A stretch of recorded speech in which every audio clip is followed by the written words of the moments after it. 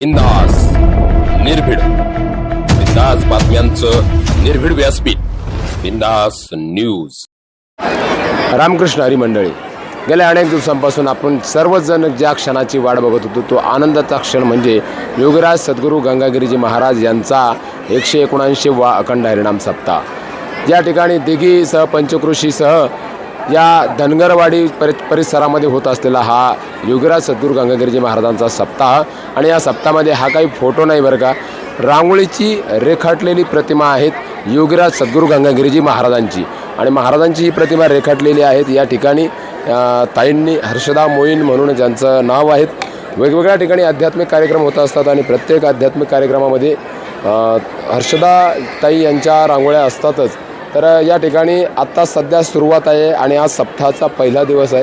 पहिल्या दिवसामध्ये योगीराज सद्गुरू गंगागिरीजी महाराजांची अतिशय हुबेहूब काहीही त्रुटी न करता त्या ठिकाणी रांगोळी रेखाटलेल्या आहेत। ताई काय सांगाल, हे स्किल कसं डेव्हलपमेंट याला तुम्ही करत गेलात आणि आता जसं पाहिजे तसंच सेम टू सेम रांगोळी तयार करण्यात आलेली आहेत महाराजांची? रामकृष्ण हरी। रांगोळी हा माझा लहानपणापासूनचा छंद आहे आणि माझं शिक्षण हे ATD झालेलं आहे, DED झालेलं आहे। मी एक कला शिक्षक म्हणून पण एक कार्य करत आहे। आता सध्या मी रजेवर आहे 8 दिवसासाठी ह्या कार्यक्रमासाठी। तर ही जी आहे संकल्पना, तर आज इथे आशिया खंडातला सगळ्यात मोठा सप्ताह म्हणजे आपला सद्गुरू गंगागिरीजी महाराज यांचा सप्ताह। तर इथे म्हणजे इथे खूप लांबून लांबून लोक येतात आणि मोठ्या प्रमाणावर गर्दी असते।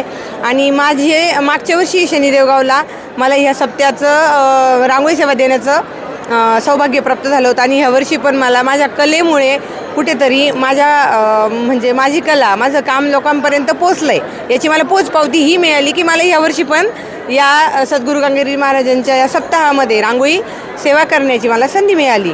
तर आज हे मी सद्गुरू गंगागिरी महाराजांचं पहाटे 3 वाजेपासून सुरू केलेलं काम माझं आता टाईम किती झाला आहे माहीत नाही, पण आत्ता माझं संपलं आहे। आता पुढे आपण ग्राफ करून ठेवलं आहे आणि त्याच्यावर आपल्याला सद्गुरू ब्रह्मलीन नारायणगिरी महाराजांची प्रतिमा रेखाटायची आहे। आजची काय थीम आहे मग? आता योगीराज गंगागिरीजी महाराजांची प्रतिमा रेखाटलेली आहेत, इकडे तुम्ही सांगताय की ब्रह्मलीन नारायणगिरी महाराजांची पण प्रतिमा या ठिकाणी रेखाटायची आहे, तर काय थीम आहे ते? हां, थीम अशी आहे की याला शोभन असं म्हणजे जी कमिटी होती त्यांनी माझ्यावर सोपवलं होतं की तुम्हाला जे योग्य वाटेल ते करा।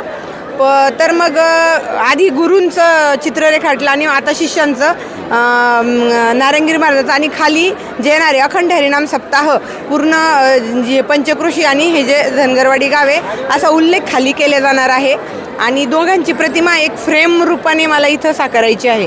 मागच्या वर्षी आपण पांडुरंग गंगागिरीजी महाराज, नारायणगिरीजी महाराज आणि रामगिरीजी महाराज यांची जशी गुरु शिष्य परंपरेनुसार आपण ती मांडणी केली होती, ह्यावर्षी थोडंसं आपण याच्यात बदल केला आहे काही नवीन करण्यासाठी। किती दिवसांसाठी ही थीम अशी असणार आहे पाहायला? आता ही रांगोळी आपल्याला एकादशीला बदलणार, एकादशीच्या आदल्या दिवशी आपल्याला एकादशी निमित्त स्पेशल काहीतरी असणार आहे आणि ते तुम्हाला लवकरच एकादशीला पाहायला मिळेल। साधारणतः संपूर्ण सप्ताह होईपर्यंत अशा पद्धतीच्या किती थीम तयार होऊ शकतात? सप्ताह पूर्ण 7 दिवसाचा असतो। 7 दिवसात आता बघा हे काम खूप म्हणजे चिकाटीचं असतं, तर हे 2 वेळा पॉसिबल होतं 8 दिवसातून आपण, कारण एका रांगोळीची लाईफ आहे ना, तर ती कमीत कमी 4 दिवस किंवा 3 दिवस टिकू शकते। म्हणून आपण आता 3 दिवसानंतर ही फ्रेम 4थ्या दिवशी आपण चेंज करणार आहे, म्हणजे ही तर जी थीम आहे ती चेंज होईल आणि पुढे मग पुन्हा ती 3 दिवस राहणार असं। मंडळी, हर्षदा मोईन यांनी रेखाटलेल्या या रांगोळीबद्दल आपल्याला काय वाटतं?